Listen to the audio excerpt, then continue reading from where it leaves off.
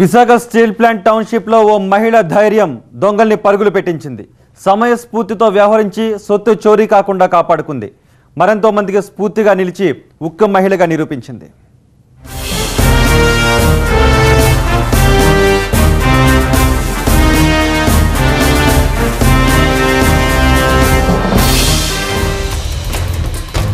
Visakha steel plant sector 2లోని quarter కి ఇద్దరు గుర్తు తెలియని వ్యక్తులు వచ్చి అడ్రస్ అడిగారు.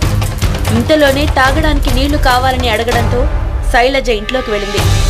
ఆమె వెంట వెళ్లిన అగంతకులు తలుపులేశారు.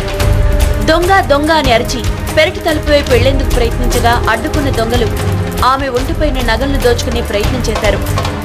ఈ సామాన్లు పడిపోవడం సౌండ్ వచ్చింది కదా, ఏదో జరుగుతుందని ఆవిడ పరిగెత్తుకుని వచ్చి ముందు తలుపు కొడితే ఇది లోపలికి వేసి ఉంది అని వెనక్కి వెళ్ళి ఆవిడ మళ్ళీ వెనక్కి పక్క వెళ్ళి శైలు అని వెనక్కి పక్క తలుపు కొట్టింది. తలుపు తట్టేసరికి రెండు పక్కల తలుపు కొట్టేసరికి వాళ్ళకి డౌట్ వచ్చింది. ఏంటంటే నైబర్స్ అందరూ వచ్చేసారేమని చెప్పి ఈ తలుపు తీసుకుని వాళ్ళు బయటకు పారిపోయేటప్పుడు అందరు చూశారు. ఈలోపు ఆవిడ పడిన ఆవిడ లేచి ఆవిడ వెంటనే వచ్చేసి ఇక్కడే ఆమె సమయస్ఫూర్తిని ప్రదర్శించింది. సామాన్లను కింద పడేసింది.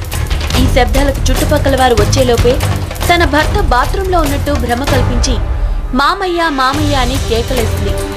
ఇంతలో చుట్టుపక్కల వారు రావడంతో దొంగలు కత్తి, చాకు, హెల్మెట్ వదిలేసి పరారయ్యారు. ఆకు చూపించి బెదిరించి ఆ మెడలో ఉన్నటువంటి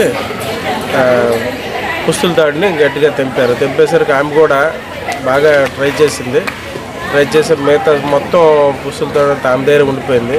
ఒక చిన్న మొక్క వీళ్ళకి దొరికింది, ఆ మొక్క పట్టుకుని పారిపోయారు. పెరుగులాట్లో ఆమె వాళ్ళ దగ్గర ఉన్న చాకు ఆమె చేతికి ఎడమ చేతికి కట్ అయింది. ఆమె హాస్పిటల్కి పంపించాక అక్కడ కుట్లు వేశారు. ఇప్పుడు బాగానే ఉంది, దర్యాప్తు చేస్తున్నాం.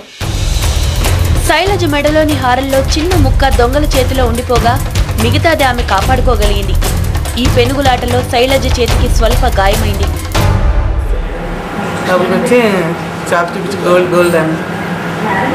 గోల్డ్ అంటే ఏంటి, గోల్డ్ అంటే మెడలో తీసుకుంటే ఇవ్వనన్నా. అప్పుడు బయటికి పారిపోతుంటే తలుపులు వేసేసి కొట్టేశారు. మొత్తానికి విశాఖ ఉక్కు నగరంలో నివాసం ఉంటున్న శైలజ అంతే దృఢత్వాన్ని ప్రదర్శించి ఉక్కు మహిళగా నిలిచింది. ఆస్తిని కాపాడుకుంది.